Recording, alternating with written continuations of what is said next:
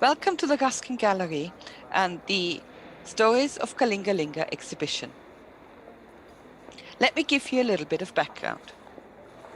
In 2017, artist Geoffrey Phiri and I organized our first photography workshop in collaboration with the Visual Arts Council during my Generation Z exhibition at the Henry Tayali Gallery in Lusaka.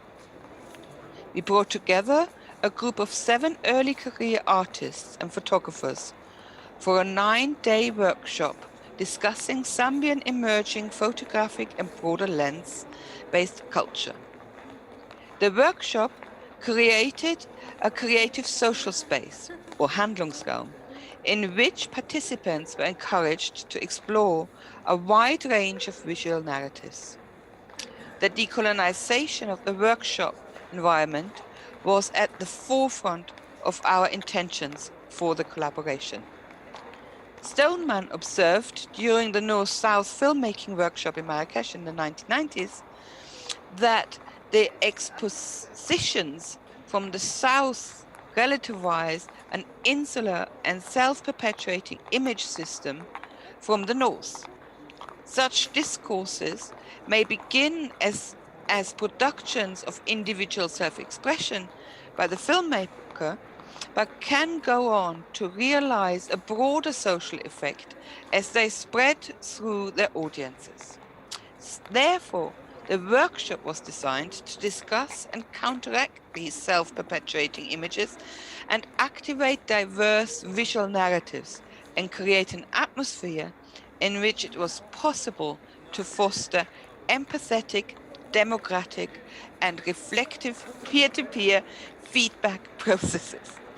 I'm in towards an ethnographic turn in the contemporary art scholarship. Fiona Siegenthal describes the collaboration interaction between artists as the encountering of the other as an individual, a colleague, a brother in arms, and a person with whom to share ideas, artistic and personal interests, and a social as well as an art-related practice. The individual narratives the Zambian photographers chose to explore were encouraging creative self-development and included fashion, documentary, and fine art practices. We were dealing with complex themes like cultural heritage, ancestry, conservation, and social injustices. The resulting photographs were deliberately localized counter-narratives to the prevailing Western stereotypes, which were presented alongside my Generation Z exhibition at the Henry Tayali Gallery in August 2017. A number of art collaborations have recognized the importance of these learning spaces, and organizations like the Nigerian art and photography movement Invisible Borders recognizes the inevitable importance of collaborations in the building of solid lifelong artistic foundations. Invisible Borders sees itself at the front line of an idea that will ensure greater productivity in the contemporary African art scene. One of their projects invites photographers, artists, and writers on collaborative trans-African road trips, documenting everyday life as it presents itself to them as they are passing through. Results of these collaborations were shown in the 2015 Venice Biennale, curated by Okwui Enweso. Enweso was interested in the interaction between art, art institutions, and modernity on the African continent. Speaking at the event, Who Do You Think You Are? Culture, Identity, and the Contemporary Art Museum in 2017, Enweso highlighted the responsibility that galleries and universities need to take for decolonizing art production in their countries.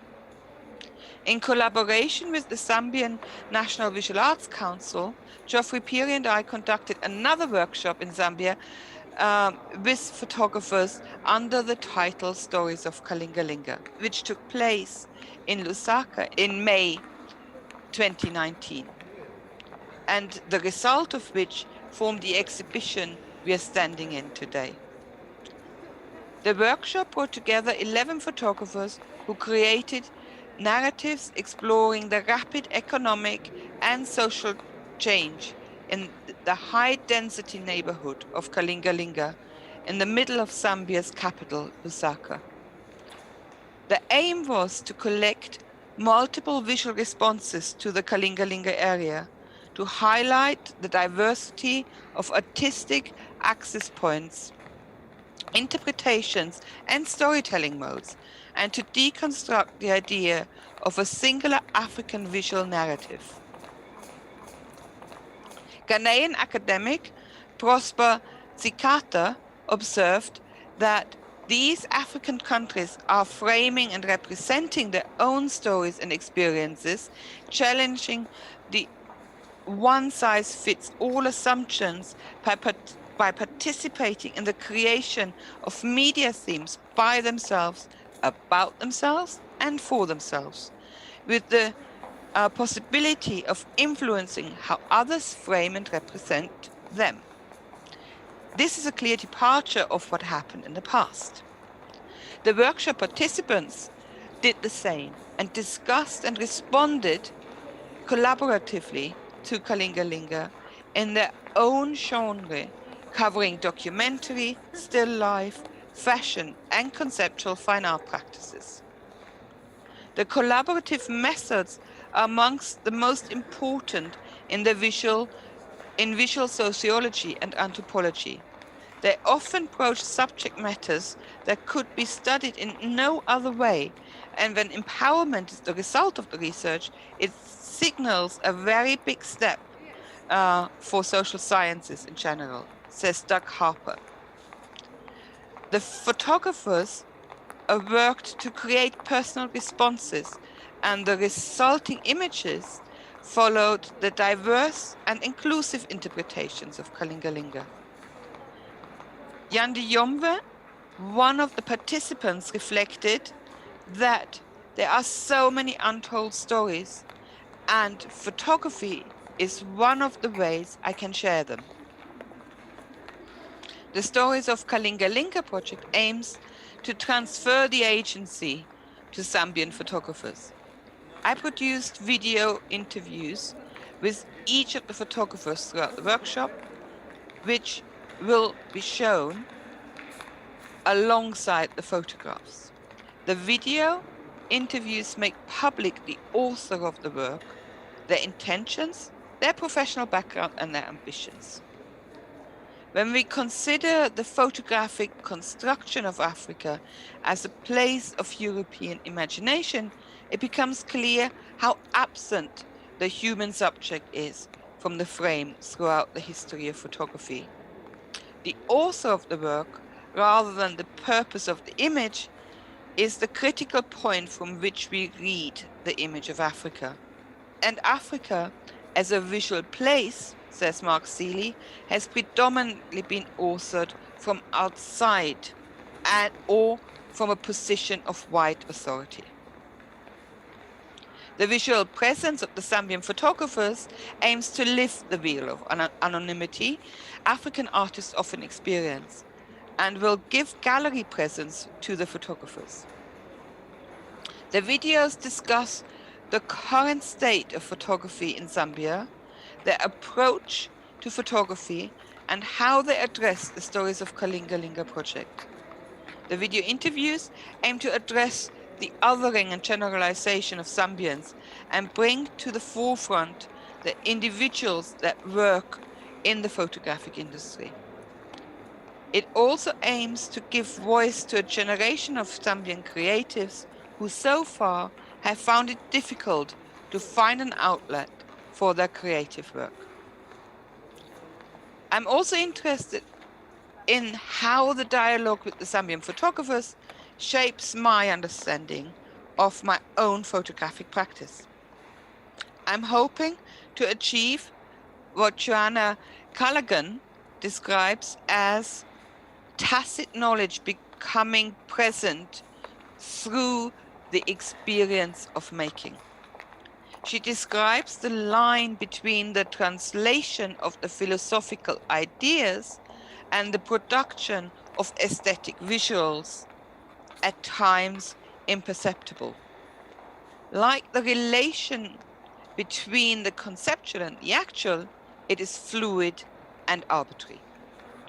I therefore have recorded many of the discussions with the Zambian photographers throughout the workshop and am analyzing to find the moments of knowledge creation where the ideas and the visuals are in equilibrium. The evaluation of the workshop is ongoing and a number of outputs still are in post-production. Through my paper, The Potential of Photographic Artistic Collaborations, Diversifying Photographic Narratives in Zambia, which are delivered at the European Conference of African Studies in June 2019, I have described the methods of the project as the creative iterations will become a vehicle for storytelling. The unpredictable generative research process will allow me to integrate processes that are learned in the field. Some of the early observations are that photographers felt enriched and empowered to speak not only about their photographic process and practice, but also about social conditions they encountered while engaging with Kalingalinga's microcosm. It highlights that the arts can be a catalyst for a broader debate and should be tapped in for the diverse cultural transformations they can make. Geoffrey Phiri, who co-organized the workshop, sums it up like this: the potential of, or rather the ability to tell our own stories, is very much the essence of Stories of Kalingalinga. These images tell our tale. There is definitely no doubt that we are heading in the right direction, he says. We are building a network that will be active long after the workshop. And thus, the visual stories of Kalingalinga and Zambia will continue to develop. Thank you for your attention.